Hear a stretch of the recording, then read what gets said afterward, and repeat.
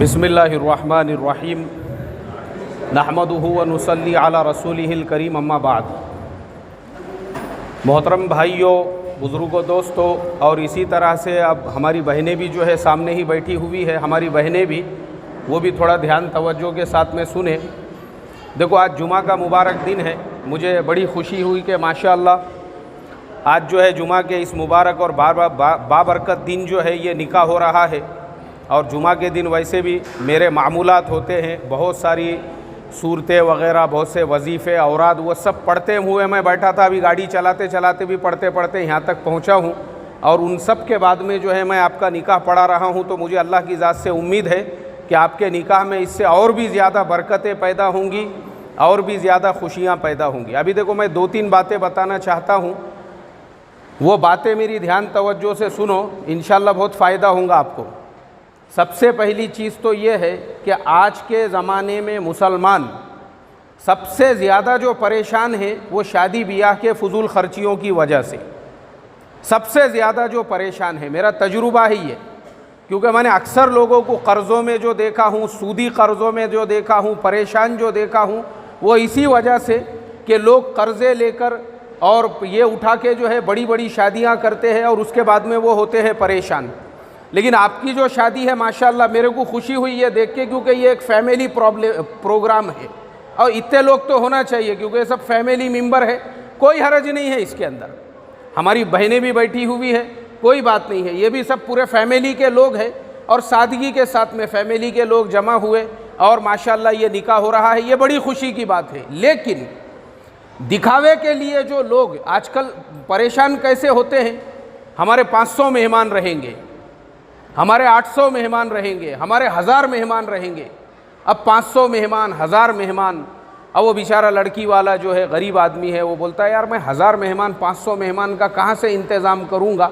उसको कर्ज़ा लेना पड़ता है, उसको ब्याज से पैसे लेना पड़ते हैं। 1000 मेहमान, 500 मेहमान, फिर उसमें भी ये होता है कि 500 मेहमान में से हमारे 300 मेहमान वेज रहेंगे और 400 मेहमान नॉन वेज रहेंगे और इतने मेहमान उनका अलग करना पड़ेगा, इनका अलग करना पड़ेगा। तो ये परेशानी का ज़रिया है। बजाय इन सब के कम से कम जो लोग हैं फैमिली मेंबर, वो बिल्कुल जमा होना चाहिए, क्योंकि फैमिली के लोग अगर जमा नहीं होंगे तो फिर पता कैसा चलेगा कि अपने फैमिली के अंदर, ख़ानदान के अंदर फ़लाने लड़के का निकाह हुआ या फ़लाने लड़की का निकाह हुआ या नहीं हुआ है बोलकर। ऐसे से तो ही ऐलान होगा। लेकिन ये जो लोग जो दिखावे करते हैं और लोग जिस तरीक़े की फजूल खर्ची करते हैं और लोग आज के ज़माने में जिस तरीक़े की फजूलियात मुसलमान समाज में हो चुकी है, उसकी सबसे बड़ी वजह यही है। शादी ब्याह के अंदर लोग जो है पानी की तरह से पैसा बहा देते हैं और बाद में जो है परेशान होते हैं। तो मैं अक्सर दूल्हों को भी यही मशवरा देता हूँ कि भाई जो दूल्हे मियाँ भी है वो भी सादगी के साथ में निकाह करे। वलीमा वगैरह भी ज़्यादा बड़ा करने की, बड़ा हॉल करने की, बहुत मेहमानों को दावत देने की कोई ज़रूरत नहीं है। फैमिली के लोग जमा हो गए, घर के लोग जमा हो गए, सादगी के साथ। देखो क्या है कि सादगी के यानी कम खर्चे में अगर शादियां होंगी तो ना लड़की वालों को बोझ होगा और ना ही लड़के वालों को बोझ होगा, दोनों के लिए आसानी होगी। और अल्लाह के नबी सल्लल्लाहु अलैहि वसल्लम की यह हदीस है कि सबसे बेहतरीन निकाह वो है जिसमें कम से कम खर्चा हो। कम से कम क्या हो भाई, उसके अंदर खर्चा जिसके अंदर कम से कम होगा वो एकदम बेहतरीन निकाह है। हमारे निकाह कम से कम खर्चे वाले होना चाहिए। कम से कम लोग जो है ना, हमारे ज़माने में एक्चुअल में मैं आपको लोगों की मेंटालिटी बताता हूँ। लोगों ने आजकल जो है ना इसको मान सम्मान और बड़ेपन का ज़रिया समझे हुआ है। शादी ब्याह वगैरह को कि हम जितनी बड़ी शादी करेंगे उतना हमारा मान बढ़ेगा, उतना हमारा सम्मान बढ़ेगा। लोग ऐसा सोचते हैं, हालांकि ऐसा नहीं होता है। मान सम्मान कैसे बढ़ता है? अरे आप अपने बेटे को, उसको हायर एजुकेटेड बनाइए, उसको जो है LLB करा के उसको आगे जज का एग्ज़ाम देने लगाइए। आप अपने बेटे को जो है ग्रेजुएट बनाइए, उसको आगे का एजुकेशन दिलाइए, उसको तालीमी एतबार से आप उतने लेवल पे पहुंचाइए कि आपका बेटा जो है आपका नाम रोशन करे। आपका बेटा एक ऐसा IT इंजीनियर बन गया कि कंपनी ने उसको अमेरिका भेज दी, कंपनी ने उसको इंग्लैंड भेज दी, कंपनी ने उसको जो है कहीं पे बाहर मुल्क में अगर प्रोजेक्ट के लिए भेज दी। वो आपके लिए फ़ख्र की चीज़ है। कि माशाअल्लाह हमने हमारे बेटे के पढ़ाई पे, तालीम पे, एजुकेशन पे जो है पैसा लगाए थे। आज अल्हम्दुलिल्लाह हमारा बेटा आईटी इंजीनियर। अभी मैं आपको बताता हूँ, मेरे रिश्तेदारी में एक लड़का है, मेरा अपना ही, मतलब रिश्तेदारी में यानी मेरे लिए वो जो है मेरे खलेरे भाई का लड़का होना, यानी मेरा भतीजा ही होना। उसके वालिद साहब की पूरी ज़िंदगी गैरेज के अंदर जो है हाथ काले करने में गुजर गई, लेकिन बेटों को उन्होंने हायर एजुकेटेड बनाई। कैसा बनाए उन्होंने बेटों को हायर एजुकेटेड? बेटों के पढ़ाई पे पूरा पैसा लगाए। अब वो ऐसा आदमी जो खुद अनपढ़ है, लेकिन उसके बेटे ने तालीम हासिल किया और गांव के खेड़े के रहने वाले, लेकिन वो बच्चा यहाँ आया पूना में एक कंपनी में जॉब करने के लिए। कंपनी ने 6 महीने में उसका काम देखी और उसके बाद कंपनी ने उसको भेज दिया अमेरिका। अब कंपनी ने उसको अमेरिका भेजने के बाद में, उसके बाद में जो है एक गरीब आदमी का बेटा जो यानी जो है इंजीनियर बन के अमेरिका गया, मुझे बोलो उसके बाप का जो है उसको मान सम्मान मिला या नहीं मिला? उसके लिए सम्मान की बात है ये कि मैंने नहीं पढ़ा, लेकिन मेरे बेटे आज कहाँ पहुँचे हुए हैं। अब वहाँ जाने के बाद यहाँ उसकी शादी तय की गई, यहाँ पे शादी तय की गई। अब जब यहाँ पे शादी तय की गई तो वहाँ की कंपनी ने कहा, और उसने भी कहा कि बोले मैं 5 साल से पहले आ नहीं सकता, बोले अगर मैं 5 साल रहूँगा मुझे वहाँ का ग्रीन कार्ड मिल जाएगा। तो इसके लिए माँ बाप ने भी बोले कोई बात नहीं, तू वहीं रहे। यहाँ पे एकदम सादगी के साथ में उसके निकाह की कार्रवाई अंजाम दी गई और उसकी अहलिया को भी वहाँ पे भेज दिया गया।